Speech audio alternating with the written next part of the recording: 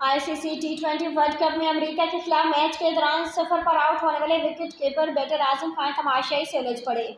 गुज़श्ता शब टी20 world cup में America ने पाकिस्तान को सुपर ओवर में शिकस्त देकर बड़ा अपसेट कर दिया और इवेंट में मुसलसल दूसरी कामयाबी हासिल की। अमेरिका ने सुपर ओवर में पाकिस्तान को जीत के लिए 19 रन का हक दिया और कौमी टीम सिर्फ 13 रन बना सकी।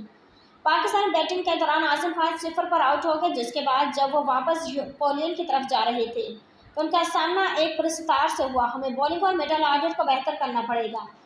बाबर आजम 25 साल क्रिकेटर नाराज चेहरे के साथ मैदान की तरफ बढ़े और फिर पोलियन लौट गए।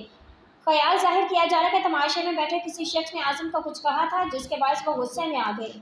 वाज़ेह है कि टेस्ट में ग्रुप ए के खेले गए मैच में अमेरिका के कप्तान मोनांक पटेल ने टॉस जीतकर पाकिस्तान को पहले बैटिंग की दावत दी। पाकिस्तान ने मुकर्ररा 20 ओवर्स में 7 विकेटों के नुकसान पर 159 रन बनाए। कप्तान बाबर आजम 44 और शादाब 40 रन के साथ नुमाया रहे।